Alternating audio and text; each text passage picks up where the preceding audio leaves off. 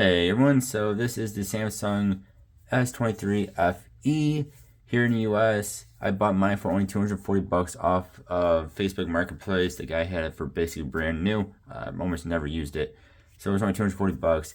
If you go on Amazon, you can find them for around 360. Some are less, some are a bit more. Renewed, that is, or used. So this is still a decently cheap phone. And I would say there are phones that are around this price that this phone is better than. So here in the US, at least, you get a Snapdragon 8 Gen 1 processor, you get 8 gigabytes of RAM, and you get 128 gigabytes of storage, at least in the version I have here. You can, of course, get more storage if you want to. This is, of course, a 5G phone. I have Verizon, I'm in Illinois, and in my normal daily use, I have not had any issues with connectivity. For the most part, 99% of the time when I'm not at home on Wi-Fi, I do have 5G.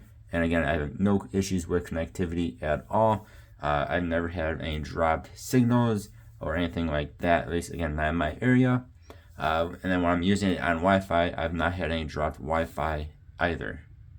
Talking on the phone, again, no dropped calls or anything like that. And when you're actually talking to people on the phone, this phone is nice and loud, so you can actually hear them. If you're out and about, you might be in a noisier area. Again, no issues with the loudness or dropped calls. Let's go into actually using this phone. So this is, again, it does have a Snapdragon 8 Gen 1, so it is a pretty fast phone. So there goes into GameStop very, very quickly here. My Wi-Fi is around a terabyte. It's supposed to be around a terabyte. Sometimes less, sometimes around that download speed. So it's pretty good internet here. And again, though, you can see this is actually rather fast. One thing I will say is I also have the Samsung S22 Ultra, which uses the same processor. Of course, it is an older phone, but it uses the same processor. And in my opinion, the FE here is actually a little bit of a smoother phone. It just seems to work a bit more smooth when you're online and doing things on it. Not to say the S22 Ultra is unsmooth, but I just feel like the FE is a little bit more smooth. Hopefully that makes some sense there. So regular web browsing, of course, you're going to have no issues with. Going to something like Facebook, of course, again, you're not going to have any issues with. We'll go into Monster Hunter here, so showing off a game. Again, I've had no issues with it. Other phones that you would get around the same price as this, maybe buy them brand new, but anyway, around the same price as this, might have some little bit of lag issues in games. This does not seem to, at least in my experience here. I'm not the biggest gamer on the phone. I'll do a little bit of Monster Hunter now. I'll do a little bit of Roblox. Other than that, that is about all that I do. But if we go ahead here and face the Palamu, go ahead and do that.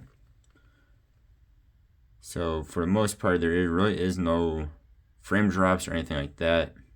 Like not too long ago, like this past week, I was messing around with the Motorola Razr, the 2024 version, the Plus, which has a better processor than what this phone has in it, and I was getting some pretty big dips in frame rate. And this phone does not seem to have that issue. We'll go into Roblox here. We will go into Arsenal. This is in max graphics on Roblox. Again, you have to keep in mind, Android is just not optimized for Roblox, or Roblox is not optimized for Android. It's always going to be optimized better on iOS. You see, again, it depends on which map you're on. So now we're only in the 30s. Now we're up in the 40s. Before I made this video, I was doing another map, and I was in the 50s and around 60 right there. Now we're around 60. Most maps you're going to be around 50s to around 60, and some of those will dip into like the 40s. So like now we're hitting around 60 once it settled into this map. Again, we're in the upper 40s and upper 50s. So it's actually rather decent for an Android device, especially of this price. And let's talk about the speakers. They are decent here. They're not going to be the loudest, but they do sound pretty good, and they are decently loud. So this is up all the way.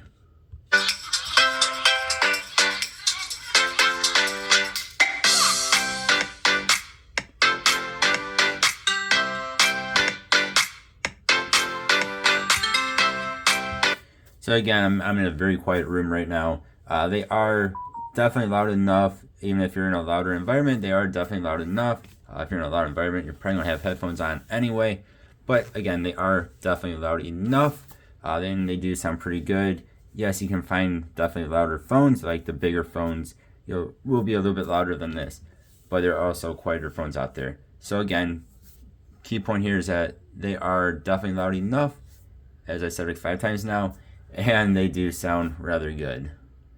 Now let's quickly talk about camera. So I'm not like the biggest expert on cameras by any means. You do have a 0.6 times zoom, and you can do up to 30 times zoom. When it is zoomed in all the way, of course it looks kind of so-so. When you're just at regular zoom, the pictures do look pretty decent. There is no macro lens on these phones, which is on par with the S24, S24 Plus, or S23 Plus. For some reason, Samsung puts it onto their A series phones, which is their more budget-friendly phones, but not onto their FE or their S series phones.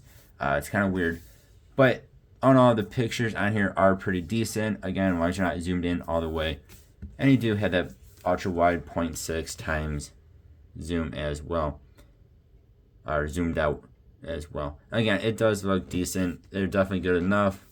This is not a S24, so it's not going to look as good as the S24 series does. Definitely not as good as the Ultras do, but it will be at least as good or better than the A series. And over the past week or so of using this phone, I've only had really 2 disappointments with it, if you want to say disappointments. One is the battery life is kind of so-so. Again, mine was used. The guy told me he basically didn't use it at all, just was sitting there on his desk. Since he bought it, he basically didn't use it whatsoever. But mine was used, so maybe that has something to do with it. But the battery life is kind of so-so. I do know the Snapdragon 8 Gen 1s kind of kill your battery a bit. They're not the most battery efficient. And that is what is in this. When S22 Ultras came out, people were complaining about it then. So again, battery life is kind of so-so. For me, I'm not a heavy user. I can easily get through the day without any issues. If you are somebody who is constantly on your phone, especially if you're in gaming, watching videos, stuff like that, like all throughout the day, you might have to charge it throughout the day, I would say. For me, I can end the day with around 50-ish%, 60% depending on how much I use the phone. But again, heavy users probably have to charge it up throughout the day. And then one other kind of, again, very low complaint, but complaint is the weight of the phone. It's not heavy. It's not like the S24 Ultras are. It weighs about 209 grams. The Ultras are about 230, 235, somewhere in there. So it's not the heaviest of phones, and it is a 6.4-inch phone, so it is a good size phone. But I do wish it weighed a little bit less. Like the smaller S24 is like 160 something grams. Smaller phone, less weight. But this is somewhat heavy, but it's not extremely heavy, if that makes some sense. Then I actually had one more issue with this phone, and it might be my car, it might be with this, but when using Android Auto, I always plug it into the car. I do not do it through wirelessly. I can if I want to, I just don't. I always keep it plugged in. But when I try to do the Google Assistant, it pops up on the car, but it just doesn't ever actually work. It just says something went wrong. Tried it multiple times, a couple different times, not all at the same time, and I keep having that issue pop up. Again, it might be something to do with how it's interacting with my car. I'm not sure.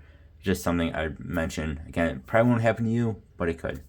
All in all, though, especially for the price of what this is right now, especially for the price I paid for it, this is definitely an excellent phone. I'd say other phones around this price range, this is probably going to be better than them. Again, good processor in it, decent amount of RAM, good amount of storage, very nice display. I think this is an excellent phone, especially for what you can buy it for these days. You guys let me know what you think, though. Thank you all for watching. Hope you have a good one. I'll see you guys next time. Goodbye.